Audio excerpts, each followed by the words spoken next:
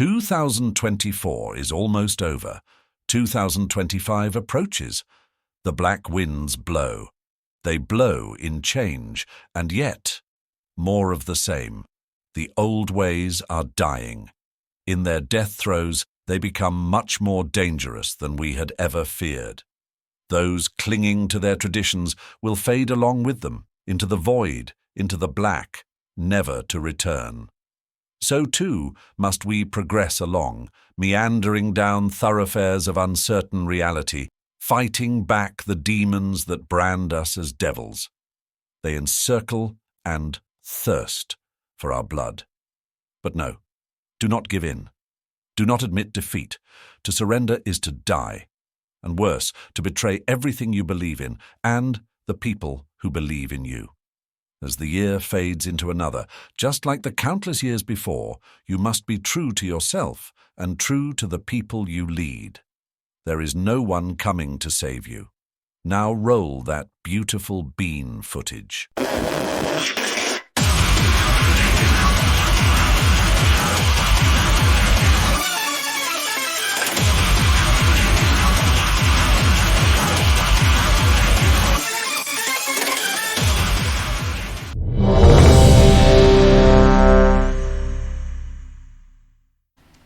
Welcome back to another episode of CX Riot Radio, where we talk about customer experience and stuff still in a hyper-caffeinated state. That's right, we're back with another episode. I'm David, I'm the Caffeinated CXO, and I'm your host here on CX Riot Radio. Now, we are ending 2024 in just a couple of weeks, and we're ushering in 2025. So, if you agree with that, go ahead and like, comment, review, rate, and share the show so we can make the show grow. And if you disagree with that, do that anyway. It's fine. No one's going to hurt you if you do it. No one's going to hurt you if you don't do it. Probably. Are you going to take that chance? Are you? You are? Oh. Okay. That's fine. Anyway, if you want, I have shirts, coffee mugs, workout supplements, and bikini tops, shoes, socks, posters, everything on my merch store. So if you want, you can go purchase some stuff. I make 1% profit off of each item in there because I said it that way. I ain't in this to make money. I'm in this to help you out. I'm in this to give back to the call center and customer experience industry as a whole. I ain't in this for the fame or for the monetary gains. No.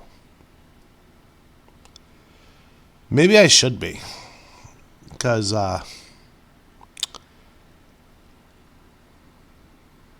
being broke ain't no joke. All right. So today I want to talk about,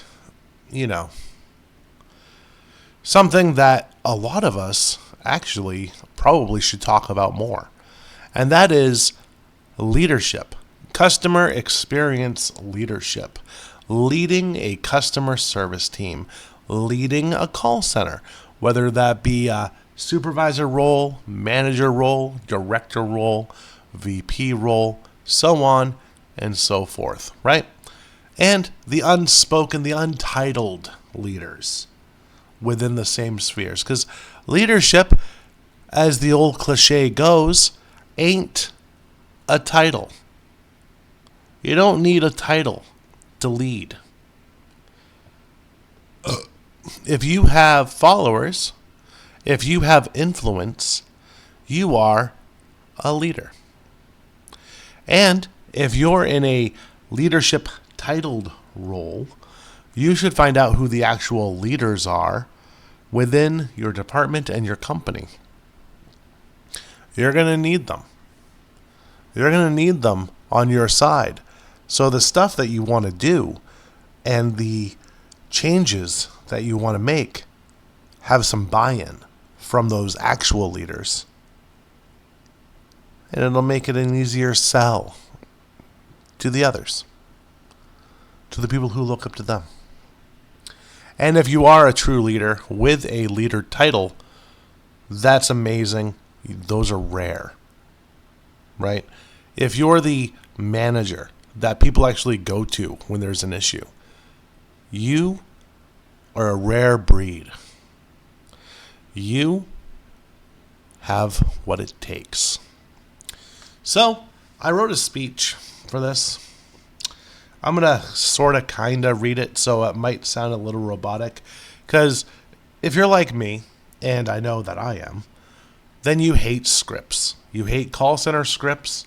You hate reading scripts. You hate scripts in general.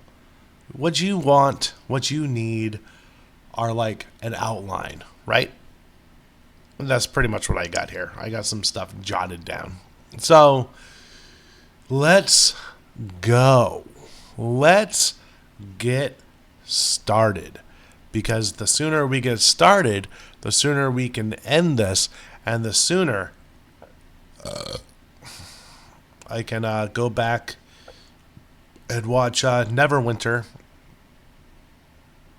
download painfully slow. Don't know what's up with that. All I know is that Neverwinter, at least back when I played it, was pretty fun.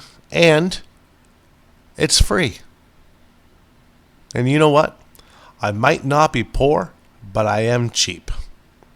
And there we go. There is my glowing recommendation for the game Neverwinter. I think that's a pretty good recommendation. Neverwinter. It's free. All right. So, now, let's talk about leadership. Because you know what? In all these episodes that I've done, which is over 200, that's a lot. I think I'd have more of a follow count, but it is what it is. All right. But I think I've only had one episode about leadership, and it was like way back in the beginning, like the 5th episode or something, and it was called Caffeinated Leadership. And, well, in 2025, I want to branch off into different topics. And I think leadership is going to be a major one. Because that's how important it is. You know? And before we begin the speech, I just want to get this out there, right? So, 2025, a lot of this is going to be about leadership. A lot of this is going to be practical advice for people in customer service roles, going back to my roots here from when the podcast first launched, right? A lot more making fun of people who over-rely on AI and think it's a godsend and that it's going to fix everything. I think that deserves more. And honestly, a lot more about employee experience and, you know, making sure that aligns. Because going back to my very first episode or thereabouts, there's an equation, and this is in my books, plural, and that is EX equals CX squared. So the employee experience equals the customer experience squared. That's what that means. And I think it's important, and I think a lot of people in a lot of companies look down on their customer service departments as a cost center, as a overhead expense, as can't we just have someone else do this kind of thing, right? And I think that's the wrong approach, right? And yeah, there's nuances and there's other points of view and things like that, but like, wouldn't you want at least a small force within your own company who know your company, who knows what you do, to be the face and voice of your company, as opposed to someone else who is the face and voice of multiple companies. I don't know. That's up to you. All right, so let's start this. Let's talk about the leadership thing, all right? So let's talk about call center leadership in general, okay? So now, if you think that this jobarino, is about sitting in a cushy chair, barking orders, and looking important, that ain't right. The job is a grind. And if you want to lead in a call center, you need to understand one thing. This is about people. Real, flawed, complicated people. And your ability to guide them through chaos. So, let's go. So let's start. We're going to cover the good, the bad, and the ugly of call center leadership, okay? So let's start with the good, because it's the good, the bad, and the ugly. Having it in a reverse order would be bad, and we're going to start off with a positive note, okay? Positivity is great. So let's start with the good, because there's a lot of good. You want to make an impact? You want to change lives? You want to take someone who's fresh off the street, insecure, struggling, and then turn them into a confident call-taking powerhouse? There we go. So I've seen people come into our call center, my call centers, unsure if they could even handle the job, right? Shaking like a leaf on their first time on the phone, not getting everything in the training and holding the entire training class back a little bit. And then a few months later, they're running circles around their KPIs. They're mentoring others and feeling like they can take on the world. That's not magic. It's leadership. And yeah, it feels pretty good to know that you had a hand in that transformation. You didn't make them transform. You merely had a hand in it. When you become a leader, you no longer are Luke Skywalker. You're no longer Frodo Baggins. You're no longer Harry Potter. No. You are Obi-Wan Kenobi. You are Yoda. You are whoever the hell Harry Potter's mentors were, right? Dumbledore, I guess. Maybe. I don't know. Not a big Harry Potter person. When you lead, right, you're not just managing numbers. That's like the least important part of your job, okay? You're building culture.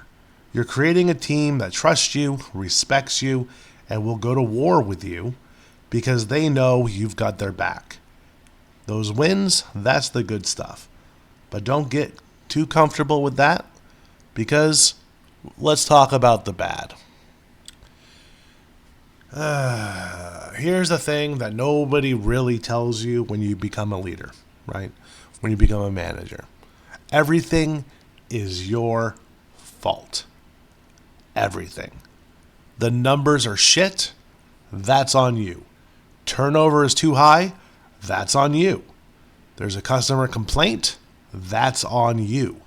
So while you're juggling quotas, schedules, KPIs, and about 100,000 other fucking moving pieces, all while trying to keep your team motivated and your boss off your back, you have to remember that every single person on your team has a life outside of work. And work, honestly, is the least important aspect of their life comparatively.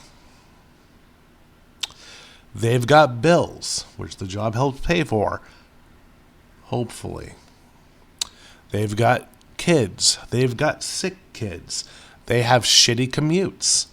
And sometimes they're just not in the mood. And you know what? That's okay. Guess who has to deal with all of that and still hit all the targets? You guessed it. You. So this isn't a job for the weak. It's a pressure cooker. And if you can't handle the heat, you're going to crack. But if you can handle it, if you can manage the chaos and the stress and keep your head on straight, you're going to grow into a leader that people actually want to follow. And that's worth every ounce of sweat, blood, and tears. So, now let's talk about the ugly. This is the part no one likes to admit. Leadership is lonely. There are days when you're the villain, no matter what you do. You make a tough call, someone's mad. You stand your ground, someone's disappointed. And then there's the burnout. The 8-hour days that turn into 10-hour days that turn into 12-hour days. The constant noise of phones. The endless meetings where everyone looks to you for answers. There will be days when you don't have the answers. And that's, for a lot of people, a hard pill to swallow. The ugliest part, though? Seeing potential wasted. Watching someone you believed in, someone you knew could fucking crush it, someone you knew could handle it, that you knew could be the best, throw in the towel because they couldn't see what you saw. That one cuts deep, and it never gets easier, and it happens a lot. But leadership isn't about perfection. It's about showing up every single day and doing your best with what you've got. It's about being the kind of leader you wish you had, even when it's messy, even when it's hard. So what does it take to lead in a call center? It takes grit. It takes patience. And it takes a level of accountability most people aren't willing to accept. You've got to be a coach, a cheerleader, a drill sergeant, and a therapist. Sometimes all in the same day or in the same fucking conversation. You've got to know when to push and when to pull back, when to call someone out and when to lift them up. And you've got to do it all while keeping your eyes on the big picture, because if you lose sight of that, the whole thing falls apart. This job isn't glamorous, but it's meaningful. It's about making an impact in real time.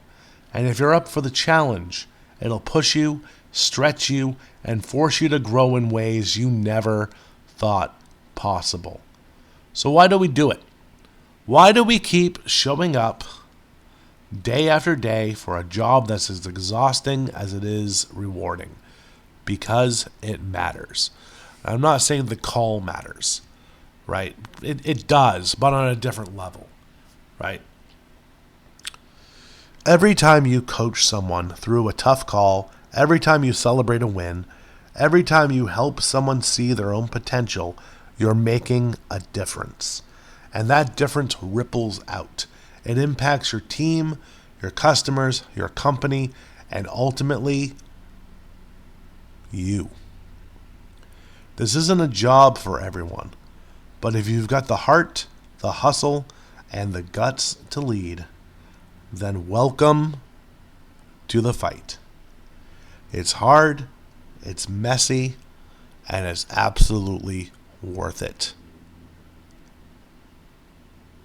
Thank you for listening to CX Riot Radio, and I'll see you next time. Bye.